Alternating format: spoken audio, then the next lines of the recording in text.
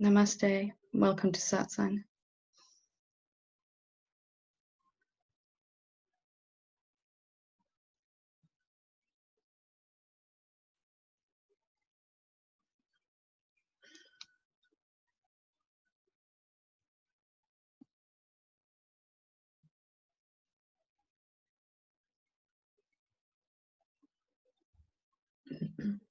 And welcome to some new faces with us tonight.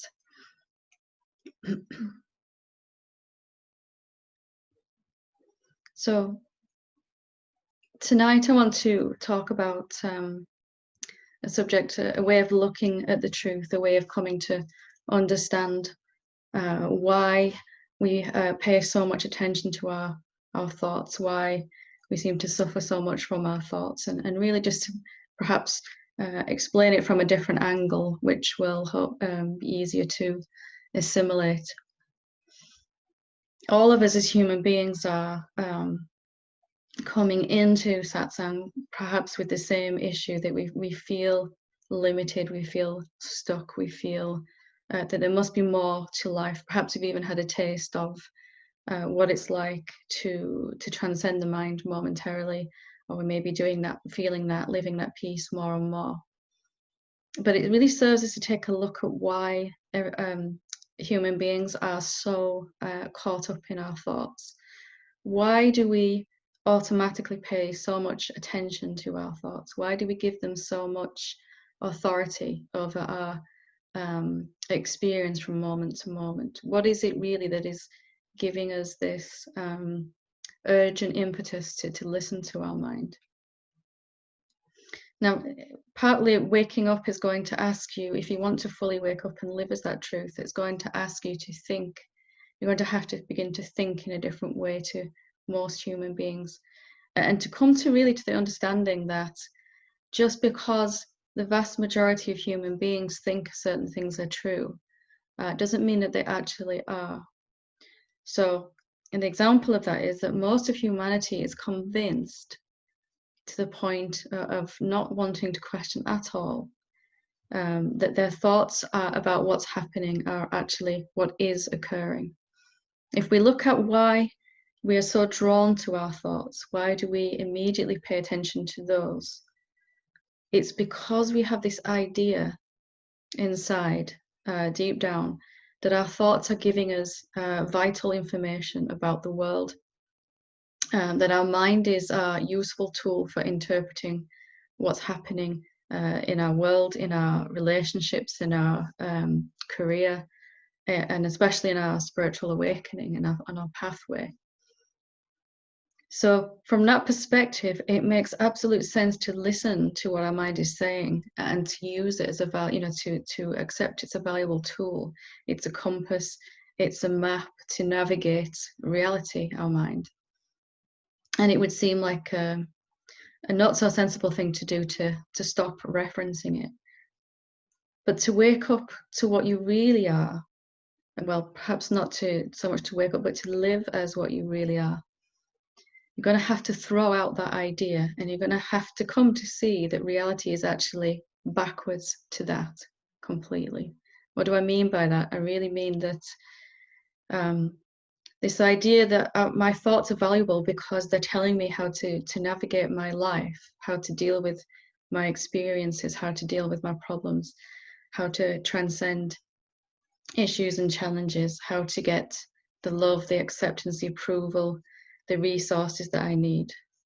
To actually throw out that idea and realize that it is 180 degrees different to that in reality. So instead of my thoughts are useful because they're helping me deal with my experience, you can come to realize, as every awakened being has done, that my thoughts, my experience is actually happening because I am paying attention to these thoughts rather than the other way around. So if my experience is happening because I'm putting attention on thoughts, the thoughts are leading to the experience I'm having in my career, perhaps in my relationships, in my spiritual pathway, is happening because I am filtering the light of my real self through these particular thoughts. And if we become to see that deeply, experience it again and again, understand it, then automatically that is going to move your interest away from thoughts.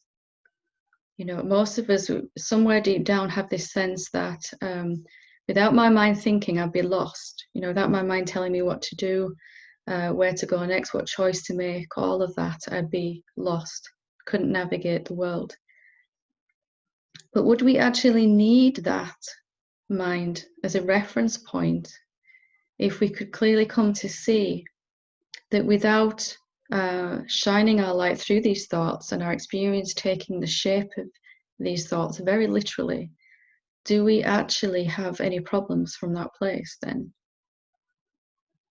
So rather than trying to use our mind to solve a problem, even the greatest problem of all, of how to wake up and live as the truth, perhaps we can turn that on its head and say, well, is there actually a deeper reality, a deeper experience I can have, where I'm not filtering my experience through these thoughts, where I'm not experiencing my thought projections, and I'm actually beginning to experience reality. So even to know that this is possible is going to sort of lift your sense of importance out of the mind. Maybe the map and the compass that we're working with is actually incorrect and not able to guide us to what we want. Not because mind is wrong, not because it's evil or anything like that. Maybe it's just not really equipped. Maybe we've been living in this virtual reality that we thought what was going on was actually going on. Can you imagine for a moment the implications in your life if you came to really deeply see that no thought you've ever thought about or believed has actually been true? It may have felt true, and it may have been experienced as true because we had believed it's true. So you are this powerful being already, the powerful being that's experiencing itself as all these human incarnations. And any thought that you give attention to immediately will show up, even if these thoughts are happening in the background that we're unconscious of, thoughts that we've believed for so long that we keep experiencing without question. Thoughts such as I'm not good enough to get what I want. Thoughts such as nobody gives me any respect. Thoughts such as I can't get what I need. Yeah, what if these thoughts are actually manifesting out there in your experience? Does it make any sense then to keep referencing our mind to help solve these problems? If these problems are an extension or a reflection of what we have valued in terms of thought, maybe the problem isn't actually there in the way that we think. Maybe it's a reflection of what we're actually thinking is going on. And at some point, a great question is going to arise then inside you. The more that you see this, the more that you digest this understanding that maybe I have never actually experienced reality. Maybe I've only ever experienced what I thought was happening. And most of us are living in a virtual reality that created by thoughts. And perhaps we'll never actually even understand that we can come out of that just by being curious as to what actually reality is.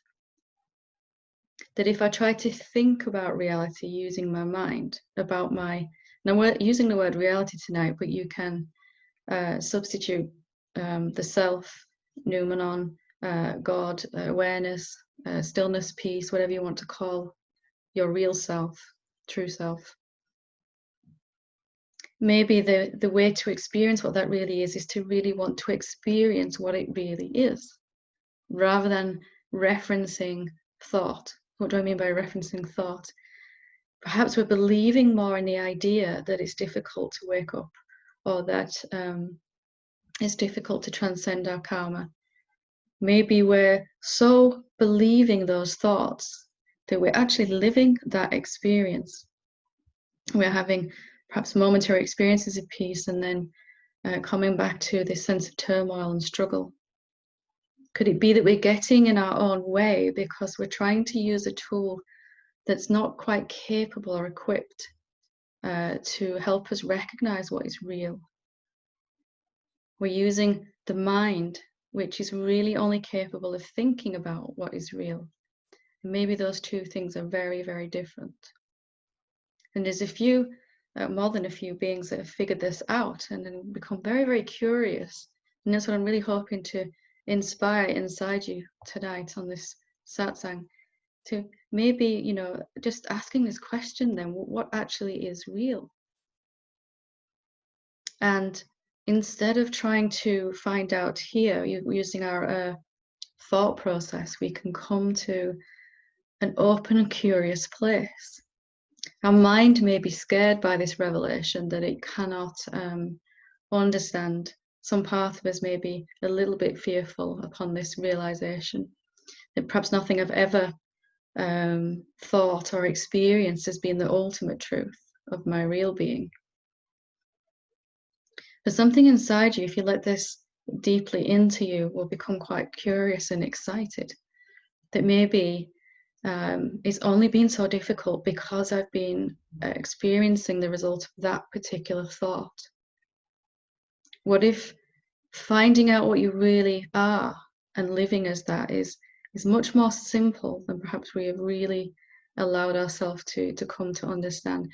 We've had lots of experiences of trying to wake up and trying to stay awake, then that can tell us that we're coming from a thought that says it's difficult to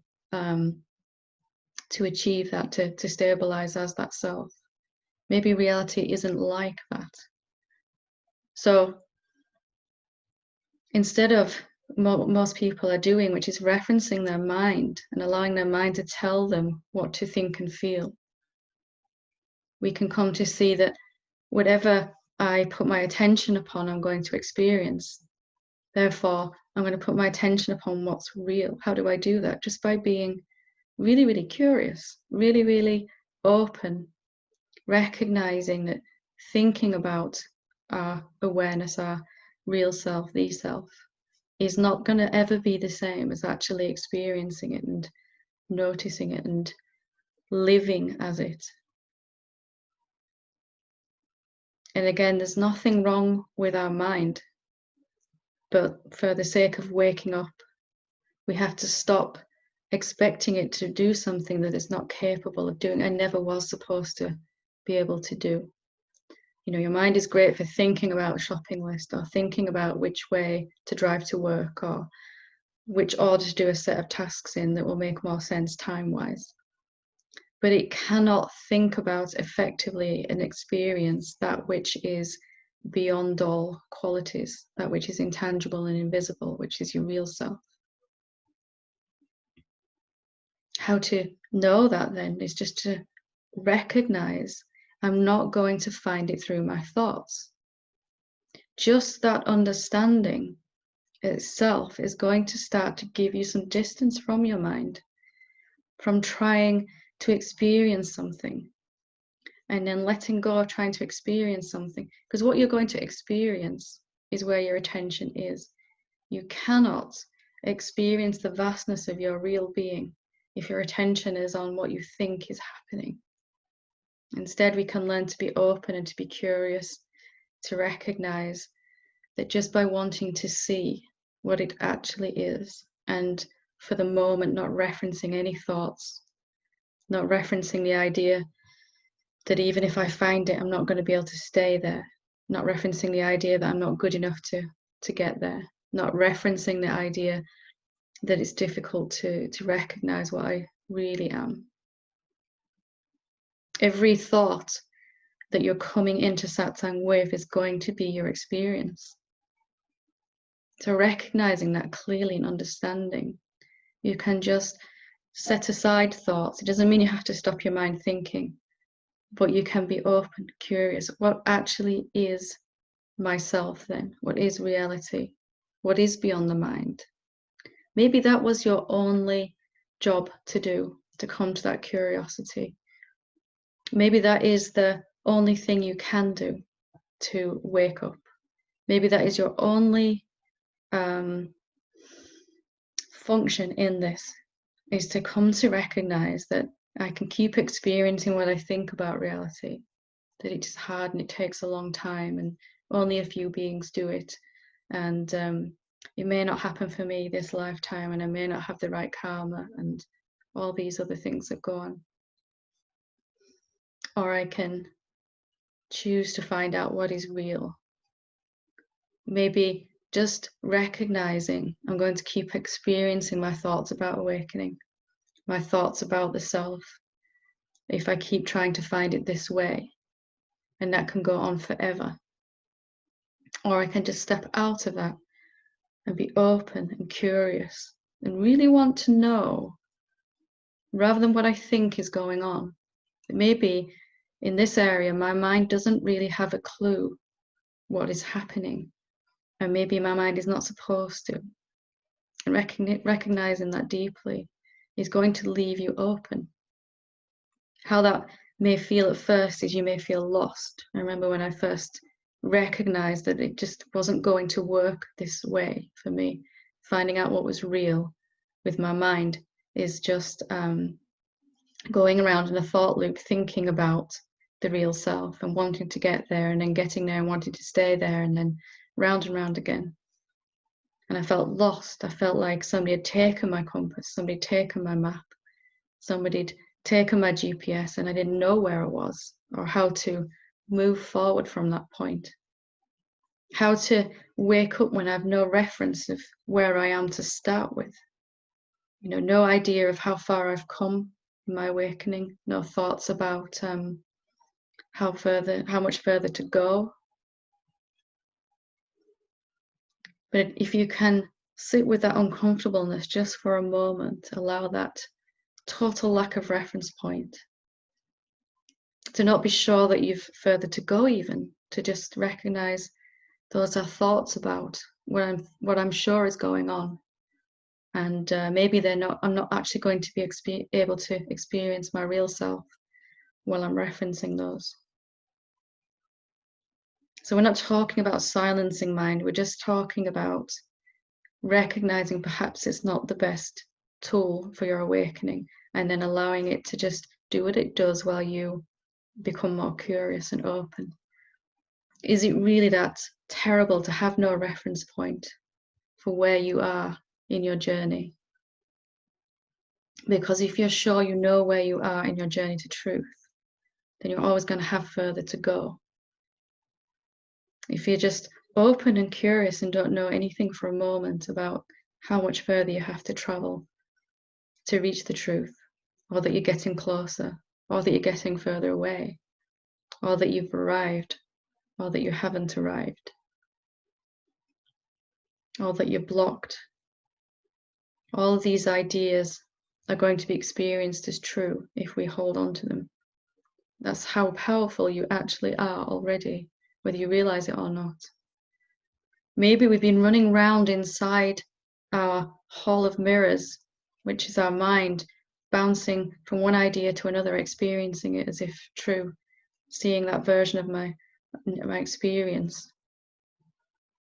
Just to come out of it then, to recognize maybe I can't find reality that way. Maybe I'm not supposed to know any other way. What if it's enough to just step out of trying to find it through our mind? What if it's enough to step out of knowing how to get there, or knowing that you're not there? Can you feel comfortable in your uncomfortableness? Something is going to feel very exposed here with no reference point, no sense of how much further to complete this journey. If you're willing to just step out of that and become curious, maybe it's a lot closer than you actually think. Maybe it's right here. And just the urge itself to find out what is actually here now, in this moment, instead of listening to our mind or our experience that's happening, where we're convinced that we're not experiencing reality, that we're not there yet. Just for this moment now, I'd like to invite you to just find out, to be curious, just to be open, what really is here. And of course, our mind will offer some answers, that's fine, but just being curious, what really is all this? What really am I? As if the only thing you can be responsible for as a seeker on the path to truth is how open you are to experience all the ways that life is trying to answer those questions. Maybe you're asking this question and life is trying to give you this epiphany, this realization of what is actually real. But we're looking over here to mind to give us that answer. So right now, as you're listening to this, you can just become curious. What actually is real? Just if there's any uncomfortableness or any fear about switching over your way of functioning, you can go back to mind if you want to at any point. But just be curious for a moment, just to recognize maybe this is a much simpler way of finding out, of just not knowing for the moment and just being curious and open. Right now, what is all this? You know, if I listen to my mind, it's a room and this is my body and I'm sitting in a chair and I'm talking and all of that is happening. That's the normally accepted version of reality. And I'm someone trying to explain something. If I just don't listen to that for a moment, and you don't listen to the idea that you're trying to get somewhere, trying to understand something from what I'm saying, and you just ask this question openly inside yourself, what is this really? With a kind of curiosity perhaps that you haven't had since you were a child. What actually is this? And just leaving some space inside your being for an opening, for an expansion, for a sense of, I actually want to find out. Just allowing yourself to recognize maybe you've never actually really experienced this moment in its fullness. Maybe there is this huge, vast moment that you can experience, and we've only ever just gone across the top, the surface, watched our thoughts about what's going on, and experienced those thoughts, and never really seen the vastness underneath of what we really are, what this moment is, because they are the same thing. So just a curious openness that we had naturally as children. What really is all this? What is myself? What is this moment? Whichever question you feel drawn to. What is reality?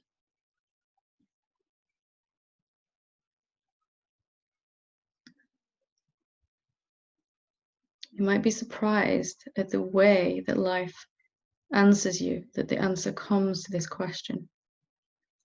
If we're not referencing our mind, then there might just be a very different experience immediately. You may never get an answer here.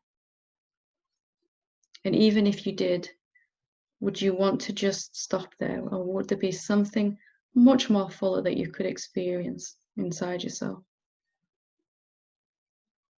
What if every time you opened up like this, you actually experienced deeper in this moment?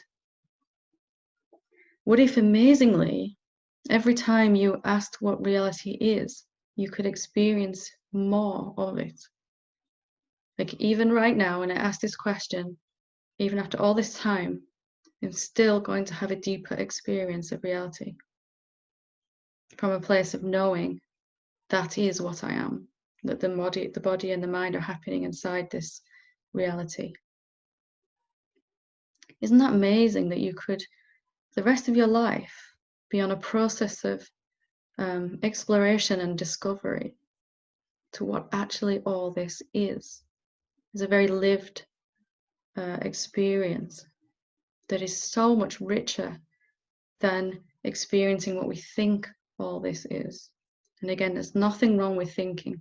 The reason you're listening to this is because you've got a little bit bored with playing with a virtual reality where you can create any experience you want through thought, but it doesn't fill that void, that gap that most of us have inside, that is just aching for what is real, what is full already. And it's not something describable by mind. It's not something you can label. And you may never have a clear understanding of what is real, but you will experience it right now with the openness. And maybe you just start by feeling different. Maybe just for a moment there isn't this longing and needing and pining that was just in my being until I experienced what was real. Trying to get somewhere that I didn't even realize and know where it was. Finally, I opened up and asked this question, and something began to happen that I still can't explain. And over time, you can just fall in love with how it feels to be actually in discovery of what is real, rather than thinking about trying to get there or having the odd little experience of reality that seems to go away again. There is absolutely no need for this to go away because it's always here. It will only seem to go away when our attention goes back to thoughts, thinkingness. Maybe it's some emotion that's been felt in the body. If you notice that's happening, as soon as you recognize, you can just become curious again, just foster this openness. What actually is you? What is real? What is this vast cosmos made of? What are you actually when you don't use thought to reference yourself?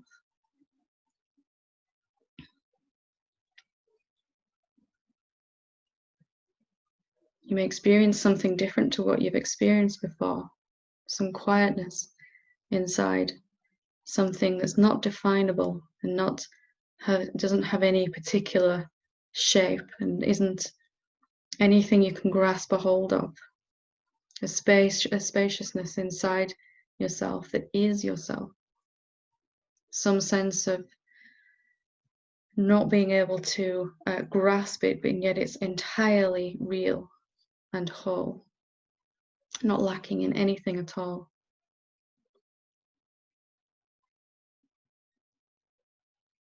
And any time you want to experience what is real, it's going to be better than last time. At first, it may just appear as this absence of thingness, this space in which there is no thing. And as you ask and look again and fall in love with this, and never ever begin to listen to the idea that you recognize that you know what it is now. Because every time you look, it will be different. Every time. Be better, deeper. Can you live your entire life from this curiosity, this openness? Yes, you can. And over a time, you'll forget how to reference thoughts. They just won't be relevant. Mind is only talking about what it thinks is happening anyway. It can never actually experience what you're feeling in this moment, what is actually real in this moment. Just to ask that question. What is actually here? Something is here that I've called myself, that I've called reality, that I've called the self. What actually is it? If I don't try to define it in thoughts, it becomes an immediate, direct experience. And that begins to shift you, becomes lived experience, and it begins to change you, begins to kind of turn your experience inside out. So instead of being caught up in all our thoughts and experiences, and our real self being far away, it just flips. The quietness of our real self becomes right here, experienced, and the thoughts are kind of out there and moving away.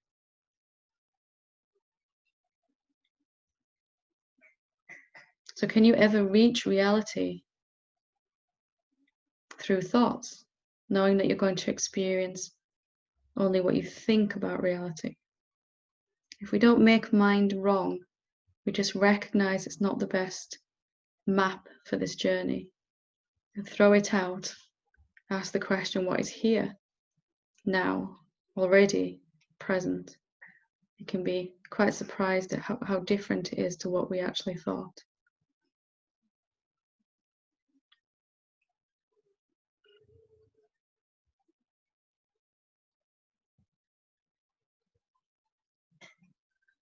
There is nothing more wonderful than moving through your existence from this place of openness, meeting your daily life from this curiosity, not knowing anything about this being that's in front of you, or this situation that's in front of you, or this emotion that's being felt. Even though your mind may say, I've seen this person, I've felt this emotion many times, I know what it is. What actually is it when you directly experience it? What is it like to meet another being, perhaps someone you've known for a long time or even in a relationship with, from this place of curiosity? Are you going to experience what you think about this being, or are you going to actually experience being with this person? There is a huge difference. Are you going to experience what you think about the self, or are you actually going to experience the self?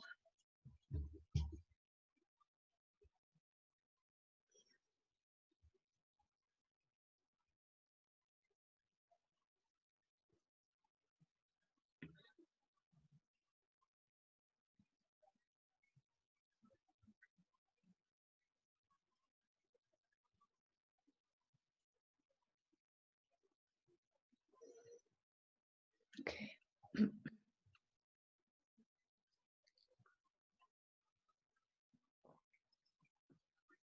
I will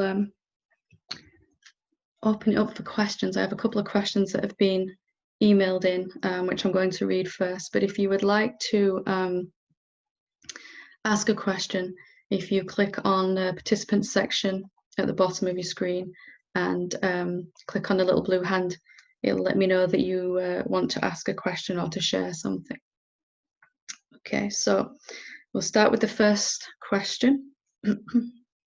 It says, I had an experience yesterday where it suddenly dawned on me that I was not the body. I was very clear on this and felt it experientially. As soon as mind grasped hold of what was happening, there was unease and fear in the body, and I accessed some emotional trauma that was held there. It felt more than it felt more than I felt able to deal with, and so I backed away from it. These feelings were overwhelming, but I feel they are almost like a barrier between where I believe I am now and where and what I actually am. It's as if part of me wants to believe I'm just a person and that anything more is too overwhelming to comprehend, and the enormity of it will send me insane, or at least that's what the fear says. Have you got any pointers on this? So this person's had an experience of what was real, and then mind's response to that was some fear and some old emotion that perhaps hadn't been able to come to the surface and release, came up as a result of that openness in that moment. So, and there's a sense that the mind is putting up some resistance to actually going into that. So have you got any pointers on this? Yeah. Well, at first in that experience, there was a recognition that I am not the body. I am beyond the body. It dawned on me that I was not the body. I was very clear on this. So my advice would be to, instead of trying to battle with this part of yourself that wants to, that feels it's too difficult to face this emotional trauma, is just to put your curiosity back onto what it is to be that real self, and a wanting to see and to experience again what it is like to have that certainty already that you are beyond the body, that you are removed already from this situation. Anything you try to do with that part of yourself that's struggling with this emotional trauma is going to agree with the idea that you're the one that's got to deal with it, and therefore you're the one that can be overwhelmed by it. So allow that feeling as much as you can. If it comes up again, of course, we're not going to want to feel that. But if it is there, the openness in the same moment to recognize what is real is going to put you in this place immediately where you cannot be overwhelmed by it. Only our separate sense of self, or our person, or our egoic sense of self can be overwhelmed by something. The actual vastness of this moment that we really are, it is not going to be overwhelmed by anything. So this looks like a roadblock. It looks like something I have to process. I have to process this fear. I have to deal with this emotional trauma that's coming up before I can go back to what was real. And again, if we believe that thought, we're going to have to overcome something that seems just too big to deal with. Instead, we can put attention on what is real and allow the energies of the body to work themselves through when we're not trying to get rid of them or to get somewhere. I can absolutely guarantee that it's not going to send you insane to recognize what is real. In fact, I know from my own, I was pretty much insane before I woke up, and actually sanity dawns upon realization of what is real. So it seems like there's a barrier, it seems like there's a blockage, and it seems like you've got to get beyond this. What if the truth is actually something much more simple? What if nothing, even this pain that's been stored in the body, can actually get in the way of you recognizing what is real? If you develop this conviction by seeing again and again, as it says here, that I'm not the body, I'm already, it was very real that I wasn't the body, that nothing that happens in the body is affecting me, then is this even your situation you have to resolve? Is this even your problem? Anything that's happening in the mind and the body will just happen, and they'll happen inside the space that is your real being, rather than having to battle with these things and get rid of them before you can move further.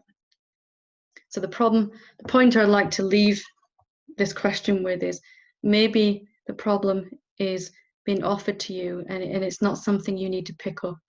Maybe there's nothing even here that you need to do except to want to see again what you've seen already, to go deeper into that. What if you are already removed from this situation completely and you haven't noticed because you're playing with this idea that you've got to get away from mind? How would your experience be different then? So I hope that one helps. The next question is, hi Helen, how do I know myself each time I sit to pay attention to the consciousness, thoughts arise, or sleep takes over, or I get bored? I just can't find the right place to put attention. Would I ever wake up, or shall I just give up? Can you help? Is there a way? So I think I really feel for this person, because it was exactly my experience. I just want to start by saying it's very normal. You know, you can be sat here just quite happy, and then you sit down to meditate, and immediately, suddenly, there's this immense tiredness comes from nowhere, or you suddenly remember that you forgot to do some task, or there's a barrage of thoughts that come from nowhere, or some distraction, some restlessness in our body can come up, and immediately we can begin to struggle. So there is a way to still wake up even though this is going on, to recognize what's true, your true self. You should definitely not give up, because I experienced this myself. You know, I'd be wide awake, I'd sit down to meditate, gone asleep. You know, within 5 seconds I was asleep. And I would only know it had happened afterwards, when I kind of wake up and realize I'd gone to sleep. It's normal. It's your mind trying to divert you from looking at what is real. But what if there was a way to actually use this to recognize your real self? What if, instead of trying to get rid of the sleepiness or the thoughts that come up or the boredom, the sense of being bored, maybe you didn't even have to get rid of that. Maybe you could just notice that without fighting, without trying to get rid of or change your experience at all. And the noticing, the recognizing, I'm aware of this sense of boredom. I'm aware that my body is feeling tired. And then noticing that you're aware, being aware of the awareness. So this is a really good cheat to meditation, if you will, that it's not the way that we're taught that we should sit and recognize ourselves always. There's some idea that we've got to have a particular experience. But sitting there, being bored, and then recognizing that you're aware of boredom is the real self. That awareness is your real self. It may not feel amazing in that moment. It may not come with a flashing neon sign that says, this is your real self.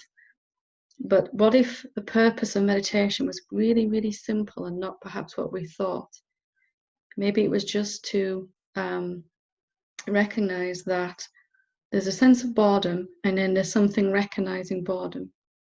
Or there's thoughts going on so loud, but I must know those thoughts are there. I can see them somehow. Or that those that sleepiness is happening, is recognized by something that's awake, something that's watching, something that's conscious. In that way, you can use any resistance at all. Anything that mind throws at you becomes a tool to help you recognize that you're observing this, that you're watching this, without trying to change your experience at all. And even if you feel this sense of tiredness, and right as you're about to fall asleep, you recognize you're aware of tiredness, you've succeeded in your meditation. That is the goal of meditation, to recognize that awareness. Even for 5 seconds and you fall asleep, you've still succeeded. You can't fail at this at all. So don't give up. It's a very common experience, but anything can arise in your experience, anything good, bad, and ugly, and you can recognize that you're watching that you're aware of that. What if that was enough to start to come out of it?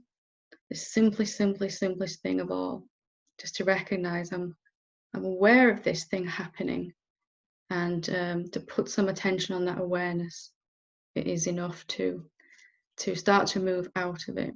So it's so much simpler than we've given ourselves chance for. If whatever comes up, whether it's fear, doubt, confusion, restlessness, you know, have you ever noticed you sit to meditate and you're just kind of quite happy watching Netflix, next moment you sit down, close your eyes, and you know, this feeling comes up. Just to recognize, but I know that's there. There's something that knows, something watching, something that's just being and watching this phenomena arising. Lovely. So we'll go to Leonie when you're ready. Hi, Helen. Thank you. Hi. How you doing?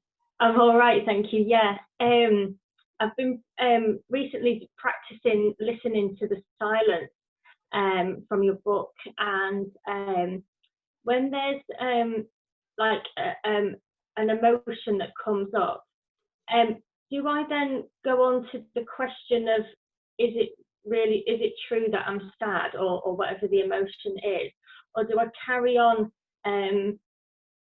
practicing listening to the silence? I'm not sure, sort of, then do I change motives, or yeah, good question. If something arises, you're just there and you're hearing the silence and you're sat there and something arises that's quite strong, if you can just take your attention to the fact that that's arising in the silence and go back to listening to silence, then it's perfectly fine to do that. Sometimes, however, as you probably experience yourself, something comes up that you just can't seem to perhaps the silence seems obscured in that moment. Perhaps you can't seem to recognize it in that moment, you know. So that's when we perhaps look at the question, just to work with this energy that's coming up. Some things that come up in our experience we can just discard and go, it's fine, I don't need to look at that. Just bring attention back to the silence, listening again, and it'll probably dissolve anyway. But some things, they kind of right up all of a sudden, aren't they, in our experience. And that's when we don't need to fight. If we seem to have lost the silence, we can just ask the question, is this really true? The idea behind the sadness and things that you've been looking at. You probably experience when you sit that there's some things you can just kind of turn away from quite easy, and some things you can't so much. Yeah, definitely. Yeah, thank you for that, Helen. It's good. Really good question for everyone, so thank you for asking that. Lovely. Keep up the good work. Claire? Hi, Helen. It's a bit of a share and a question. Lovely. On Saturday, I was doing something at home, and then I felt I'd got no edges, and I actually had to look to find out where my feet were, because I didn't know where they were. So I stood up, and watching my hands was literally watching my hands, and they didn't seem like they were belonging to me. And there was, which is usual for me, there was a lot of crying, but there was no emotion. It was more a leaking. Yeah. And then I was sat in the chair, and I felt a bit like that I didn't know where I was and where the chair was, and it was lovely. And over the weekend, things have, like, there were more colours in my salad. Everybody seemed to be wearing really bright colours when I went out on Sunday. And the grass is like luminous green, isn't it, suddenly? There was some very vivid clothes on people on Sunday, and I'm sure there weren't. I think it was just me. And all these things, like I had to switch the television off to reply to a text because I couldn't multitask. And I'm sitting still, which is not, I've never been a sitting still person. And all this has been going on, and then I've gone back to work, and that, which is really big for me, that there's a lot going on at work, but I haven't got that unworthiness and pressure on me. It was like that when I came home on Monday night, and I realised that. But I'm kind of worried a bit about mind making a thing of it, and I don't know. It's just been, I keep losing my words as well. I understand that completely. Don't worry. Like not making it, but going, where do I go from here, and how do I stop the mind getting it's self-involved? Yeah, that's right. Yeah. Well, first thing to recognize is going to try to get involved, because it's kind of a new experience, isn't it? And it's not one that mind can understand, although it's going to try to talk about it. Like, that was weird. You didn't know where you were, and what did that mean? Does that mean I'm getting somewhere? Does that mean something's, and it's going to try to understand. But if you don't fight with that, it's going to talk about it somehow, because that's what it does. And instead just sort of bring your curiosity back to, I'd like to see that again. Just a really gentle intention of, I'd like to see that more, or I'd like to see it deeper. Just a really, not I've got to, just a gentle, I'd like to go deeper into that. If it's still being felt, even if it's kind of seemingly diminished a bit, it will have left its mark on your mind and body. They'll be changed. You can probably feel like you're not navigating through your work day trying to prove that you're good enough by getting all this stuff done. You're just getting all this stuff done. It's a different way of living, isn't it? You have a bad day, you don't get loads of stuff done, it doesn't mean you're a terrible person. If you have an amazing day, it doesn't mean you're finally good enough. It's just kind of all happening in its background, against this background of not really knowing anything. You get a sense of that? Yeah, I do.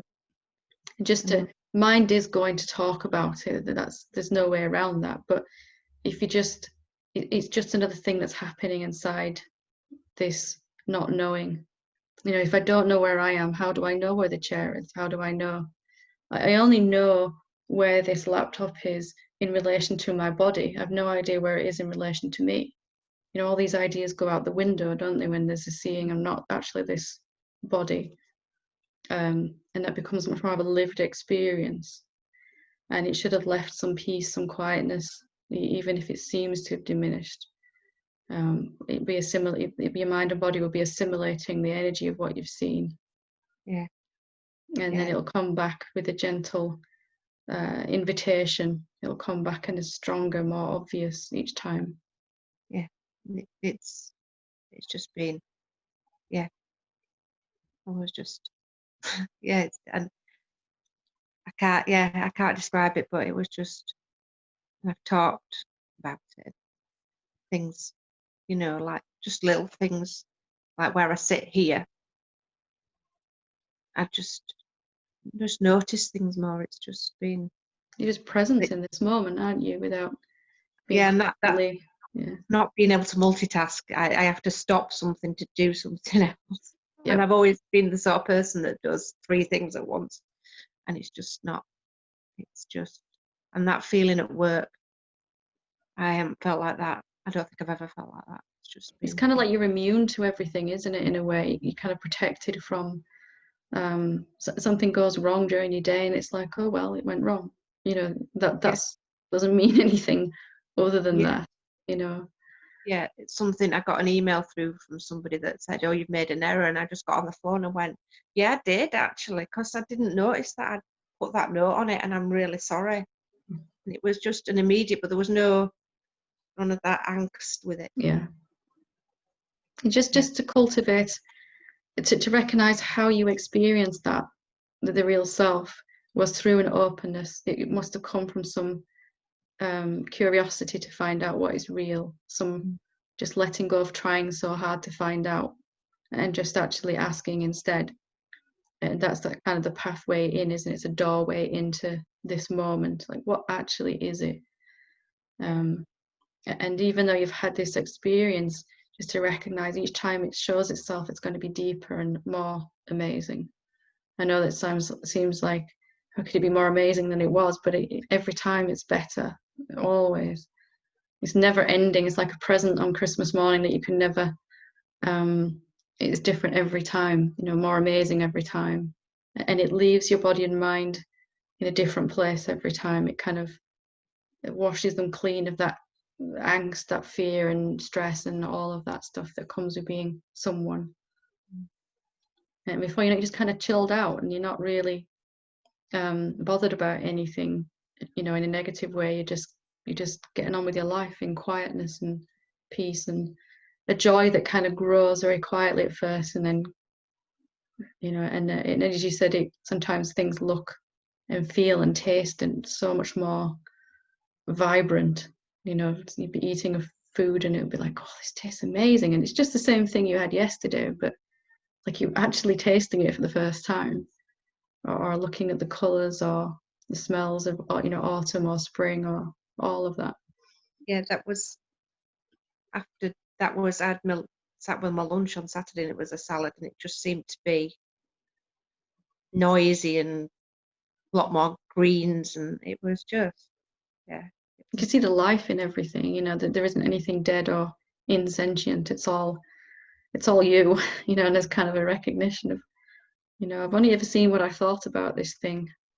You know, it's grass, you know, I know what that is. Now it's a tree, I know what that is. Yeah, lovely. Well, it's well deserved because you're really being consistent in your openness and in your questioning of what seems to be obscuring that. So wonderful. Thank you for sharing that. Thank you. Lovely. Gaina?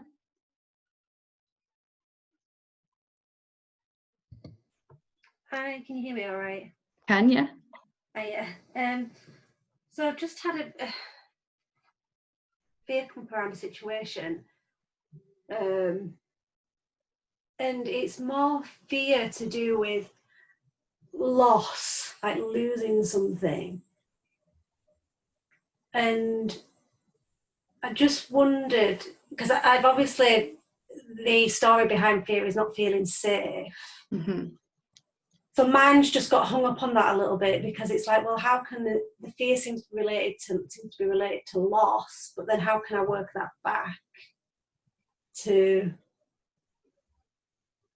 like, and it's not it's loss of something else, not loss of my own. Well, I suppose it is. Yeah. So I just got. Does that make? I think so. Yeah, it's always the way to deal with it is always to look at the emotion rather than what mind is trying to say it's about. Because mind will have all these reasons why we're scared, why we're fearful, and it'll try to find some logical reason that we're feeling that particular way. And sometimes there isn't a reason, but other than the original reason, which is the I've come into this life with the idea that I'm a finite, limited being, and I'm going to come to an end, or that something could cause me to stop existing. And at some point, that's really the root cause, isn't it? That mind can't recognize that it's that way around. It thinks I'm scared because I've lost something, or I might lose something. Right. So it's sort of seeing the emotion is coming from the seed idea, the root idea that I'm a limited being that's going to expire at some point. Right. You sort of get that idea is terrifying, isn't it, for all of us when we're still really, really believing it. Yeah. So it's weird then how that will be related to a situation where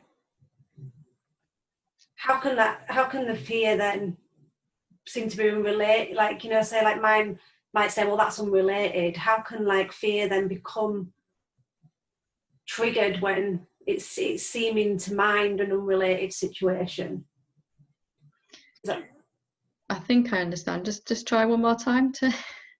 So like I understand what you're saying about not listening to mind, about us trying to figure out a reason. It's just more the underlying reason that not being safe, but that I'm finite.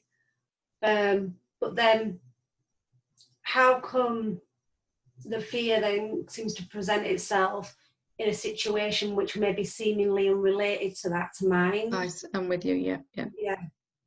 So mind says the trigger event in my outside world causes the fear to arise. Something happens and the fear arises. That's what mind says. Yeah.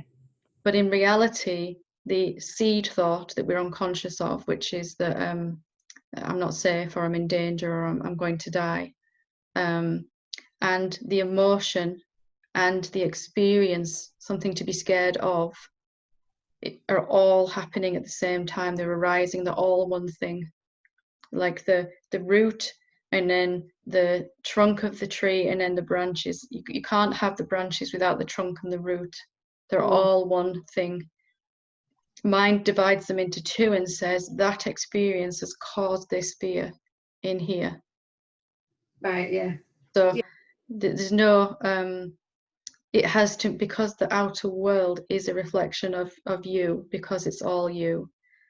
So if we're feeling scared, we have to also experience something to be scared of, or something that's scary.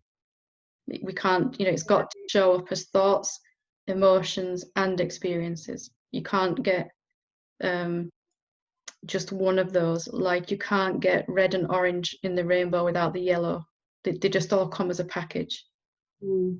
So that's why we're always looking at sort of not giving so much belief automatically to recognizing these thoughts must be there, that the cause of fear, and therefore the emotion and the experience that seems to cause the fear will disappear, as we question. Mind can't see that they're all arising and they're all the same one. It thinks that this causes that. The person that's being mean to me and threatening me is the cause of my fear, mind will say, for example. But it's really that experience and that emotion and this root thought underneath are all the same manifestation in different, one's red, one's orange, one's yellow. you know, and it's all the same thing. Like kind of refracting the pure light of the self through thoughts and then emotions and into an experience. Yeah, so it's just this root idea that's, because that's something that's still believed, there's seemingly experiences created, which to reinforce that idea. Yeah, because mind is looking for a reason why the fear is there. Because mind is never going to question that it is not safe. You know, it just doesn't understand that that thought is not true. Yeah. Because it cannot perceive the real infinite self that you are, that's never going to die because it wasn't born. So it agrees with the thought, I'm not safe, therefore it finds reasons to feel not safe. It's trying to justify how the emotion is by looking for, well, you know, for a reason why. Right, and that You can't solve that though, can you? You can try to change the fearful experience and you might succeed at that, but the seed thought is still there and it's going to have to sprout somewhere else. There's some other fearful experience. Okay. Yeah, that makes sense. And then it takes a little getting your head around it first, that it's the other way around, isn't it? It's not the trigger causing the fear, which is what mind says, you know, this thing is scary, so that's why I'm scared. I think it's just, obviously I've heard you say that lots of times, it's turning it around, you know, on a consistent basis, that I'm still kind of it's to recognize that the real self, when you experience it, the awareness is just one, it's whole, it's homogeneous. There isn't two things, you know, and for mind's explanation to be real, there has to be two things: me being fearful, feeling fear, and something to be scared of it that's happening in my experience. And that's the root idea of mind, isn't it? It tries to change out there because out there makes me feel this way in here. But if in here and out there are the same thing, then mind's way of fixing things isn't really going to work. Yeah. If we look at our life, all we've managed to do is kind of shapeshift that fear, and it shows up a different way. You know, we might overcome this particular fear, but it sprouts somewhere else. Like more branches on the tree. We're chopping off branches, rather here we're just looking at the root of it, really. Yeah, okay, so I can see that the fear is just springing up in other areas because of that belief. Yeah. I remember it myself. I used to regularly drive, you know, long distances on my own from a business that I used to run. I loved it, absolutely loved it. And then got on the pathway to awakening and had some fear come up when I first self-inquired. Suddenly I was scared of driving on my own and scared of driving in snow. And then suddenly I was scared of spiders. All these little fears started popping up everywhere. I was like, what is going on here? You know, things that never bothered me before. I realized my mind was trying to explain why I was actually why the fear was coming up now. Right. It couldn't. You're scared of this or that, and it never came to an end. Yeah. Okay. Not that way, anyway. Thank you. Thanks for asking. That's good question. Thank you.